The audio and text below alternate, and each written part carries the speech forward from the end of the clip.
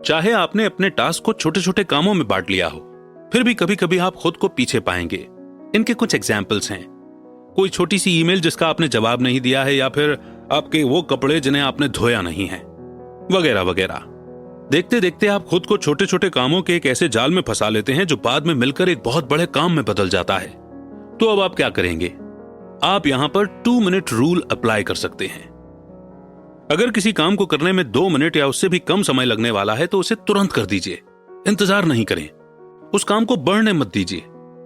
अगर आपको हेल्दी खाना बनाना है तो कोई भी फल उठाइए और उसे खा लीजिए, इसमें एक पल भी नहीं लगेगा, और ऐसा रोज करें और फिर आप खुद को इस रूटीन के आदी पाएंगे। जब आप एक टू डू लिस्ट बनाते हैं तो आपको ध्यान रखना चाहिए कि वो इतनी सफिशिएंट हो कि आप जो काम असल में करना चाहते हैं वो पूरा हो। आपको खुद के लिए साफ और सटीक इंस्ट्रक्शंस बनाने की जरूरत है। ऐसी स्टेटमेंट जो साफ ना हो या ऐसे गोल जो सटीक ना हो, उनको फॉलो करना मुश्किल होता है। तो आइए फिर नेक्स्ट चैप्टर की ओर बढ़ते हैं। Time blocks and setting macro goals and micro quotas. Anthony Trollope 19th century के बड़े सफल राइटर थे। उन्होंने 47 नॉवेल्स, 18 प्लेज और काफी सारी दूसरी चीजें लिखी हैं। चौंका देने वाली बात यहां यह है कि एंथनी ने यह सब काम अपनी 9 to 5 की जॉब करते हुए किया है। चौंक गए ना? पर वो ऐसा कैसे कर पाए? मैक्रो गोल्स और माइक्रो कोटास को सेट करके वो ये सब कर पाए थे। एंथनी का बड़ा गोल बेशक नॉवेल लिखना था, हालांकि उनके माइक्रो कोटास ही उन्हें दूसरे से अलग करते हैं।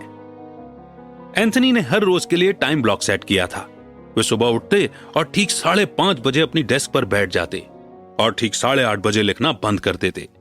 उन्होंने अपने टाइम को 15 मिनट्स के ब्लॉक्स में बांटा। हर ब्लॉक में उन्हें 250 वर्ड्स लिखने थे, जिससे वे हर घंटे में कम से कम 1000 शब्द लिख पाएं और हर रोज 10 पेज लिख पाएं। इस हिसाब से एंथनी एक साल में 3 नॉवेल पूरी कर सकते थे। है ना कमाल का तरीका? अब अगर आप में से कोई भी राइटर बनना चाहता है या ये एबिलिटी रखता है तो इस फॉर्मूले को अलग से नोट कर लीजिए और बार बार सुनिए, ताकि आप भी अपना राइटिंग एम पूरा कर सकें। चलिए आगे बढ़ते हैं। लोग काम को तब टालते हैं जब उन्हें इस काम का अंत नहीं दिख पाता। टाल मटोल ऐसा लगता है जैसे आप किसी खुले समुद्र में तैर रहे हों और आपको किनारा नहीं दिख रहा। इसलिए जाहिर सी बात है कि आप अपना मोटिवेशन खो देंगे और आखिर में काम को छोड़ देंगे। एंथनी के 15 मिनट वाले माइक्रो कोटा ने जो रिजल्ट दिया वो कमाल का था। उनसे उन्हें सफलता महसूस हुई।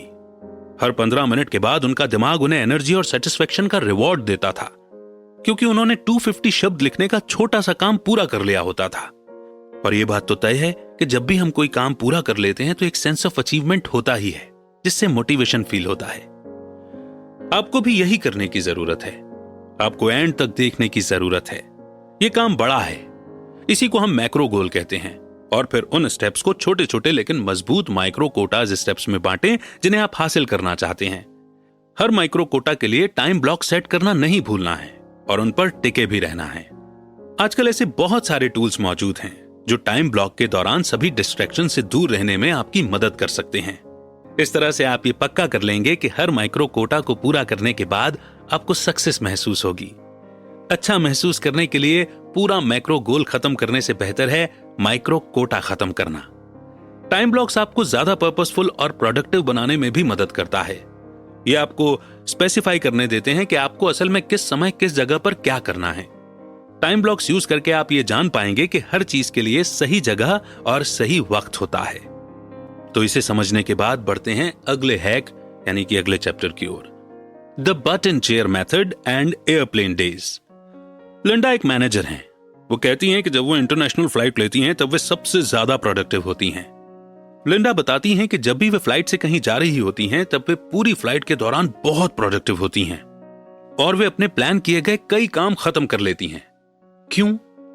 ऐसा इसलिए कि वो बटन चेयर मेथड का इस्तेमाल करती हैं। बटन चेयर मेथड का मतलब है कि आपको सही में अपना बट चेयर पर रखना है और कुछ समय के लिए वहीं बैठे रहना है, चाहे आप कुछ भी ना करें पर बिना किसी डिस्ट्रैक्शन के वहां बैठे रहें। अब यहां ट्रिक यह है कि आखिर में आप खुद को वो काम करते हुए पाएंगे जो आप करना चाहते हैं।